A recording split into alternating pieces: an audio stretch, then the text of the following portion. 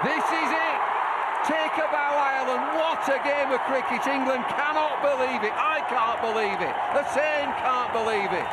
Terrific. एक ऐसा match जिसमें कुछ सिरफिरे खिलाड़ियों ने विश्व क्रिकेट में सबको हैरान कर दिया। ये वही मैच था जिसको याद करके आज भी इंग्लैंड की रूह कांप उठती है। इस मैच में आयरलैंड जैसी कमजोर टीम ने क्रिकेट को जन्म देने वाली इंग्लैंड जैसी धाकड़ टीम को हराकर क्रिकेट इतिहास का सबसे बड़ा उलटफेर किया था और 327 रनों के विशाल टारगेट को चेस कर डाला था। इस मैच में एक वक्त विशाल टारगेट को चेस करते हुए पूरी दुनिया को ये लगा कि ये मैच अब लगभग खत्म हो चुका है, क्योंकि बॉलिंग की कमान जेम्स एंडरसन, स्टुअर्ट ब्रॉड और ग्रेम स्वॉन जैसे बड़े दिग्गजों के हाथ में थी। लेकिन केविन ओब्रायन नाम के सिरफिरे ने एक ऐसा कारनामा कर दिखाया जो क्रिकेट इतिहास में हमेशा हमेशा के लिए अमर हो गया। दरअसल आयरलैंड और इंग्लैंड की दुश्मनी बहुत पुरानी है और खासकर विश्व कप का ये मैच एक मैच ही नहीं बल्कि दोनों देशों के बीच एक जंग की तरह था। और इस जंग की असली सच्चाई जानकर आप रोमांच से कांप उठेंगे, इसलिए इस वीडियो को पूरा जरूर देखना दोस्तों। ये मैच था वर्ल्ड कप 2011 का लीग स्टेज मैच जो बेंगलोर के चिन्नास्वामी स्टेडियम में खेला जा रहा था। इंग्लैंड टॉस जीतकर पहले बल्लेबाजी करने का फैसला करता है और ओपन करने आते हैं कप्तान एंड्रू स्ट्रॉस और खतरनाक केविन पीटरसन जैसे बल्लेबाज। केविन पीटरसन अपनी शैली के अनुसार पहले ओवर से ही आयरलैंड पर बल्ला बरसाना शुरू कर चुके थे और पहले ओवर में 7 रनों के साथ इंग्लैंड को बेहतर शुरुआत मिल चुकी थी। हालांकि पीटरसन जब तक क्रीज पर मौजूद थे उन्हें रोक पाना किसी भी बॉलर के बस की बात नहीं थी। तभी पीटरसन ने इस बार आयरलैंड को एक स्ट्रेट ड्राइव सीधा व शानदार चौका लगा दिया और अब पीटरसन ने मात्र 7 गेंदों में 15 रन बहुत ही तेजी के साथ बना लिए थे और इंग्लैंड दर्शकों में खुशी साफ तौर पर देखी जा रही थी, क्योंकि अब तो इंग्लैंड के कप्तान एंड्रू स्ट्रॉस भी गेंद को बाउंड्री के पार मारने लगे थे। इंग्लैंड का स्कोर तेजी के साथ भाग रहा था और इस बार तो कप्तान ने इंग्लैंड की पारी का पहला गगनचुंबी छक्का भी आयरलैंड के गेंदबाजों को जड़ दिया। इंग्लैंड की टीम अब पूरी तरीके से अरबी घोड़े पर सवार थी, क्योंकि इंग्लैंड के दोनों ओपनर कमजोर आयरलैंड के गेंदबाजों को बुरी तरह से तोड़ रहे थे और इसी बीच इंग्लैंड ने 50 रनों का आंकड़ा भी पार कर लिया। इंग्लैंड अब तेजी के साथ इस मैच में आगे बढ़ रहा था और एक छोर से कप्तान तो दूसरे छोर से केविन पीटरसन, इंग्लैंड क्रिकेट के बड़े नामों में से एक। जब पीटरसन खेलता था तो अच्छे अच्छे गेंदबाज भी पानी मांगने लगते थे। लंबा कद, खुला स्टांस और गेंदबाजों की आंखों में सीधा देखकर छक्का मारने की आदत। केविन पीटरसन एक बल्लेबाज नहीं बल्कि दानव था। जब वो क्रीज पर होता था तो सिर्फ मैच खेला नहीं जाता था बल्कि कंट्रोल किया जाता था और तभी पीटरसन ने अपनी पारी का पहला गगनचुंबी छक्का जड़ दिया और अब दोनों ही बल्लेबाजों का स्ट्राइक रेट 100 से काफी ऊपर दौड़ रहा था। इसी बीच इंग्लैंड 10 ओवरों तक 72 रन स्कोर बोर्ड पर टांग चुका था।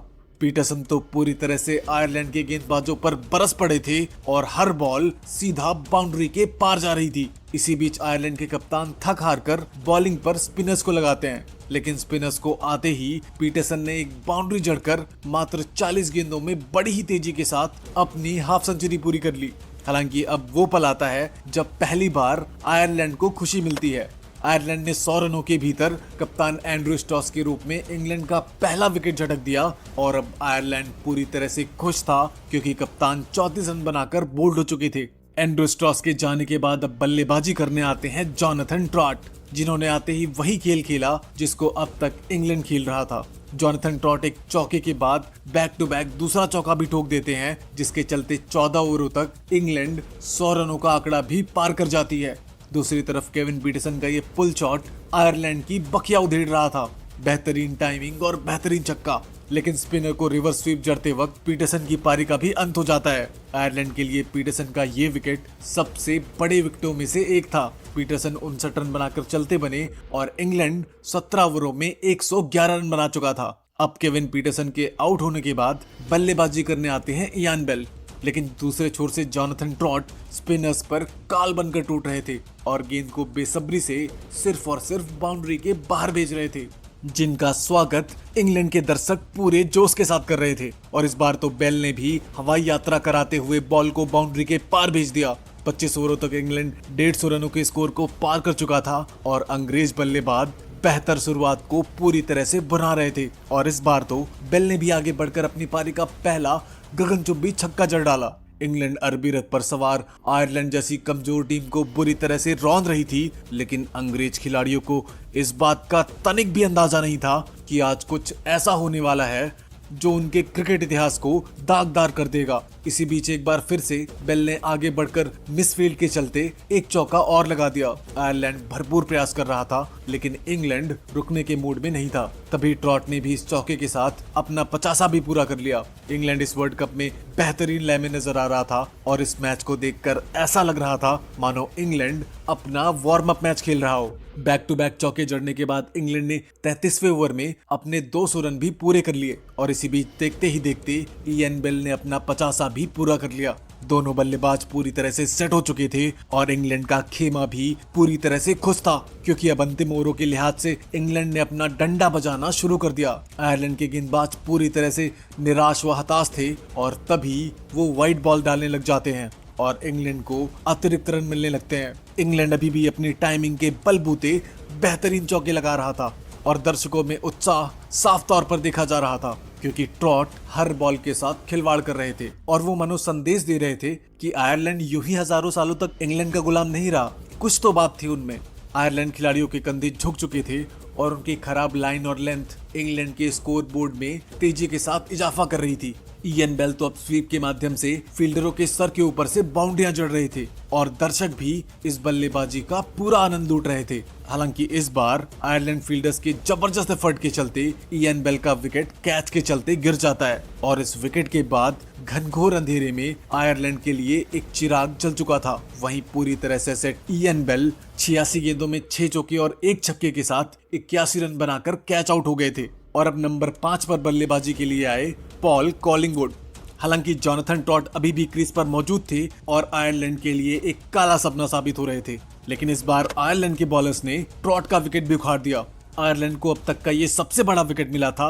हालांकि लगातार 2 बल्लेबाजों के आउट होने पर इंग्लैंड का स्कोर बोर्ड थोड़ा रुक जरूर जाता है। जोनाथन ट्रॉट ने 92 रन तेजी के साथ बनाए थे और अब 6वें नंबर पर मैट प्रायर आ चुके थे और मैट प्रायर ने भी अंतिम ओवरों को देखते हुए बॉल पर कड़ा प्रहार करना शुरू किया। हालांकि एक चौके के बाद उनको भी आयरलैंड के गेंदबाजों ने बोल्ड मार दिया और अब आयरलैंड बेहतरीन वापसी कर रहा था, क्योंकि ये जल्द ही तीसरा विकेट आयरलैंड ने निकाल लिया था और अब बल्लेबाजी करने आते हैं टिम ब्रिस्नेन।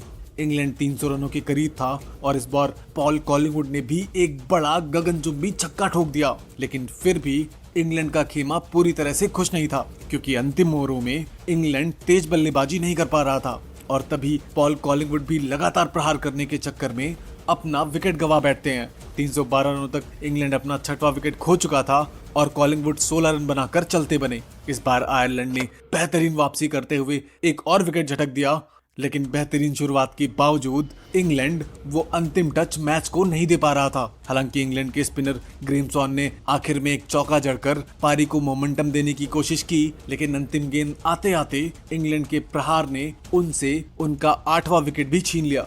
इंग्लैंड का स्कोर 327 रनों पर रुक चुका था। हालांकि आयरलैंड के लिहाज से ये एक बड़ा टारगेट था, फिर भी आयरलैंड ने अंत में थोड़े रन जरूर बचा लिए थे, वरना जैसी शुरुआत इंग्लैंड को मिली थी 350 रन तो बनने ही चाहिए थे। हालांकि इतना बड़ा टारगेट खड़ा करने के बाद इंग्लैंड के खिलाड़ी पूरी तरह से घमंड में चूर हो चुके थे और लगभग ये मान चुके थे कि वो ये मैच एक तरफा जीत चुके हैं। लेकिन वो एक कहावत है ना कि जब सामने वाले के पास खोने के लिए कुछ भी ना हो तो वो बहुत ही ज्यादा खतरनाक हो जाता है। और आज कुछ ऐसा होने वाला था जिसे इंग्लैंड की आने वाली पीढ़ियां कभी नहीं भूलेंगी, इसलिए इस वीडियो को अंत तक जरूर देखना दोस्तों। पहली पारी खत्म होने के बाद जब आयरलैंड की टीम डगआउट में जाती है तो आयरलैंड के खिलाड़ी जॉन मूनी कहते हैं कि मुझे इस बात की जरा सी भी परवाह नहीं कि हम अपनी जिंदगी में फिर कोई मैच कभी जीतें या ना जीतें, बस इस मैच में हमें इन कमीनों को हराना है। जी हाँ, आप ESPN के इस आर्टिकल में अंग्रेजी में पढ़ भी सकते हैं कि मूनी ने क्या कहा था। अब यहाँ से ये महज एक मैच नहीं बल्कि चिन्नास्वामी का मैदान इंग्लैंड और आयरलैंड के बीच जंग का मैदान बन चुका था और अब जो होने वाला था वो दर्शकों ने आज से पहले कभी नहीं देखा होगा। आयरलैंड की टीम 327 रनों को चेस करने उतरती है और कप्तान विलियम पोर्टरफील्ड के साथ मैदान पर पॉल स्टर्लिंग आते हैं और पहला ओवर लेके आते हैं इंग्लैंड के महान गेंदबाज जेम्स एंडरसन। और पहली ही गेंद पर एंडरसन कप्तान पोर्टरफील्ड को क्लीन बोल्ड कर देते हैं और बता देते हैं कि धमकी देने में और करके दिखाने में जमीन आसमान का अंतर होता है। इंग्लैंड को अब एक बेहतरीन शुरुआत मिल चुकी थी क्योंकि इतने बड़े टारगेट के सामने आयरलैंड बिना खाता खोले अपना ओपनर खो चुका था। हालांकि टारगेट को ध्यान में रखते हुए आयरलैंड ने स्ट्राइक रेट को तेज करते हुए बाउंड्रियां जड़नी शुरू की और इसी के साथ सभी दर्शकों में जोश आ जाता है। पॉल स्टर्लिंग आयरलैंड के लिए तेज तर्रार बल्लेबाजी करते हुए अंग्रेजों को बाउंड्री के पार पहुंचा रहे थे और इतनी आसानी से चौके लगा रहे थे मानो ये इंग्लैंड के गेंदबाज ना होकर किसी छोटी टीम के गेंदबाज हों। यहाँ तक कि वो ब्रॉड जैसे खतरनाक गेंदबाज को भी नहीं बख्शते और उसे भी लेग साइड में एक खूबसूरत चौका लगा देते हैं। आयरलैंड ने अपनी गाड़ी को टॉप गियर में डालकर छोड़ दिया था और चौकों के पीछे चौकों की झड़ियां लगानी शुरू कर दी। टारगेट बड़ा जरूर था लेकिन आयरलैंड की मानसिकता उसे चेस करने की दिख रही थी और उसी गुस्से और एग्रेशन का परिणाम था कि इंग्लैंड के गेंदबाज अपनी लाइन लेंथ से भटकना शुरू हो चुके थे और इसलिए स्पिनर पावर प्ले खत्म होने से पहले ही गेंदबाजी पर देखे जाने लगे। लेकिन आयरलैंड के बल्लेबाज बेहिचक प्रहार करते रहे और 9 ओवरों तक 50 रनों का आंकड़ा पार कर लिया। उत्साह साफ तौर पर दिख रहा था क्योंकि इंग्लैंड के गेंदबाज प्रति ओवर 1 से 2 बाउंड्रियां तो खा ही रहे थे और दर्शक इस बात से बेहद खुश थे। कभी चांटे जैसे चौके तो कभी खूबसूरत टाइमिंग और गेंदें सीधा बाउंड्री के पार दिख रही थी। 10वां ओवर खत्म होते होते आयरलैंड ने अपना एक और बल्लेबाज खो दिया क्योंकि लगातार प्रहार के चलते आयरलैंड के पॉल स्टर्लिंग 32 रन बनाकर कैच आउट हो गए। मैच अभी भी कोसों दूर था क्योंकि इंग्लैंड अब पूरी तरह से हावी होकर गेंदबाजी करने लगा। तभी इंग्लैंड को एक और मौका मिलता है और विकेट कीपर मैट प्रायर एक आसान से कैच को मुश्किल बनाते हुए अपने दस्तानों से गिरा देते हैं और आयरलैंड को वापसी का एक मौका और मिल जाता है और वो इंग्लैंड के स्पिनर्स पर अटैक करना जारी रखते हैं। इसी बीच एक बार फिर से नाइल ओब्रायन गेंद को उठाकर मारते हैं और जेम्स एंडरसन गेंद को कलेक्ट नहीं कर पाते और कैच तो छूटता ही है, साथ ही साथ ये छक्का भी हो जाता है। आज आयरलैंड के गॉड्स भी उनका साथ दे रहे थे और उनके बल्लेबाज इस पहाड़ जैसे लक्ष्य के और नजदीक जाने के लिए बेहतरीन चौके लगाते हैं। आज रोमांच की सारी हदें पार हो रही थी। बैक टू बैक बाउंड्रीज ने आयरलैंड को 100 रनों के पार पहुंचा दिया। हालांकि इसी बीच आयरलैंड ने अपना तीसरा विकेट भी गंवा दिया। इंग्लैंड अब इस मैच में पूरी तरह से फ्रंट फुट पर था क्योंकि पहाड़ जैसा टारगेट विकेटों के चलते और बड़ा दिख रहा था क्योंकि स्वॉन ने इसी ओवर में दूसरे सेट बल्लेबाज एड जॉयस को भी पवेलियन की राह दिखा दी और आयरलैंड 23 ओवरों तक 106 रनों पर अपने 4 मेन बल्लेबाज खो चुका था और अभी भी उसे मात्र 27 ओवरों में 222 रनों की जरूरत थी। अब पूरी दुनिया ये मान चुकी थी कि आयरलैंड ये मैच लगभग हार चुका है और औपचारिकता मात्र बची है। लेकिन इस मैच का निर्णायक क्षण आ चुका था क्योंकि इस मैच का हीरो और इंग्लैंड के गिरेबान से मैच छीनने वाला केविन ओब्रायन मैदान पर आ चुका था, जिसको अपना पहला चौका बड़ी किस्मत के साथ मिलता है। हालांकि आयरलैंड के लिए अच्छे समय की शुरुआत हो चुकी थी। वहीं दूसरे छोर से आयरलैंड ने अपना 5वां विकेट भी 111 रनों पर गंवा दिया। 25 ओवरों का खेल अभी भी बाकी था और अभी 217 रनों की जरूरत थी। दूसरे छोर पर एलेक्स कुसक आ चुके थे लेकिन केविन ओब्रायन ने अपना बल्ला चलाना शुरू कर दिया। इस एक चौके के बाद ओब्रायन ने दूसरा चौका भी करारे तरीके से जड़ दिया। स्पिनर्स के लिए काल का घंटा बन चुके ब्रायन ने एक और बड़ा छक्का जड़ डाला। आयरलैंड की गाड़ी अब टॉप गियर में दौड़ने लगी थी और ब्रायन ने एक्सेलरेटर पर पंजा जमा दिया था और स्कोर बोर्ड अरबी घोड़े की तरह तेजी के साथ दौड़ने लगा था। ब्रायन तो मानो छक्कों की होली खेल रहे थे और अब मैच में जान आ चुकी थी। फास्टर बॉलर डर के मारे लाइन लेंथ भूल चुके थे और अब चौके गुच्छों में आ रहे थे और ब्रॉड जैसे गेंदबाज को केविन ओब्रायन किसी लोकल बॉलर की तरह ट्रीट कर रहे थे। बॉल या तो बल्ले में या सीधा बाउंड्री के पार। मैच पूरी तरह से T20 मोड में आ चुका था क्योंकि ओब्रायन ने हर एक बॉलर को बारी बारी से बाउंड्री के पार भेजना शुरू कर दिया था। इंग्लैंड के कप्तान और इंग्लैंड के दर्शक पूरी तरह से निराश थे क्योंकि इंग्लैंड बारी बारी से हर एक बॉलर को ओब्रायन के सामने लाता और ओब्रायन सीधा उनको बाउंड्री के पार भेजता। ये मैच अब हाईलाइट का रूप ले चुका था और एंडरसन को छक्का जड़कर ओब्रायन ने मात्र 30 गेंदों में अपना 50 पूरा कर दिया। और आयरलैंड भी 200 रनों के करीब आ पहुंचा। ओब्रायन के शॉट्स सीधा बाउंड्री के पार जा रहे थे, कभी सीधे बल्ले से तो कभी टेढ़े बल्ले से, और दर्शकों में खुशी साफ तौर पर देखी जा रही थी क्योंकि इसी बीच ओब्रायन ने एक और बड़ा छक्का जड़ दिया और ऐसा लग रहा था मानो इंग्लैंड के बॉलर त्राहिमाम कर रहे थे। दोस्तों, वर्ल्ड कप जैसे बड़े मंच पर आयरलैंड के बल्लेबाज तगड़े बॉलिंग लाइनअप की धज्जियां उड़ा रहे थे।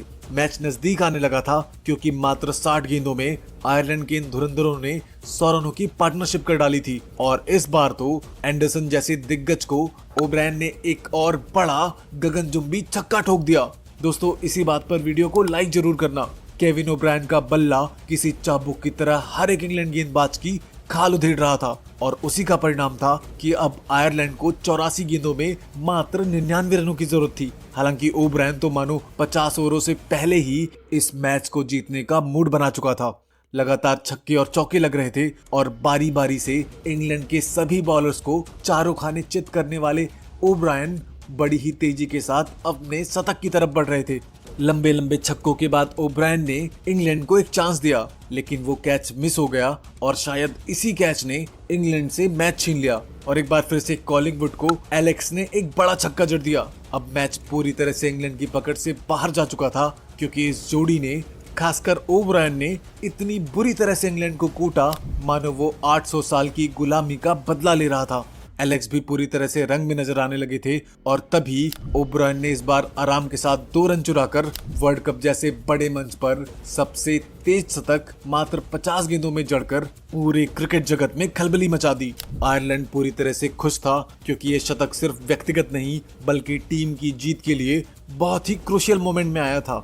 अब 54 गेंदों में मात्र 56 रनों की जरूरत थी, लेकिन अभी इस मैच में और सस्पेंस आना बाकी था क्योंकि एलेक्स 1 रन चुराते समय रन आउट हो जाते हैं और अब दूसरे छोर पर बल्लेबाजी करने आते हैं जॉन मूनी, जिन्होंने पहले ही कह दिया था कि भले वो पूरी जिंदगी मैच ना जीते लेकिन ये मैच जीतना उनके लिए बहुत जरूरी है। और मूनी अब चौकों की झड़ियां लगाना शुरू कर देते हैं, जिनके बेहतरीन कट शॉट हर बार आयरलैंड को जीत के करीब धकेल रहे थे।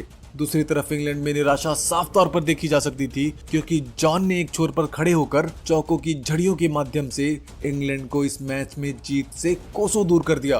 बैक टू बैक बाउंड्रीज और इंग्लैंड चारों खाने चित, क्योंकि अब आयरलैंड को मात्र 12 गेंदों में 12 रनों की जरूरत थी। लेकिन आयरलैंड इस मैच में हर बार बड़े से बड़ा सस्पेंस डाल रहा था और इस बार 2 रन लेते वक्त ओब्रायन की पारी का अंत रनआउट के रूप में हो जाता है। और अब एक बार फिर से इस मैच ने करवट बदल ली क्योंकि मैच को बनाने वाला ओब्रायन इस मैच को बीच में ही छोड़कर चला गया। ओब्रायन ने मात्र 63 गेंदों में 113 रन, 13 चौके व 6 बड़े बड़े छक्कों के साथ बनाए थे और अंतिम 11 गेंदों पर अब 11 रनों की जरूरत थी। इसी बीच जोनाथन ने ब्रॉड को एक और चौका जड़ दिया और मैच पूरी तरह से कांटे का बन चुका था। तभी इस बार जोनाथन ने 2 रन चुराकर मैच को और करीब ला दिया और आयरलैंड को अब 3 रनों की जरूरत थी और अंतिम 6 गेंदें एंडरसन के हाथों में थी और अगली ही गेंद पर जॉन ने बॉल को सीधा बाउंड्री के पार भेज दिया और आयरलैंड ने विश्व कप जैसे बड़े मंच पर बेहतरीन गेंदबाजों से सजी इंग्लैंड को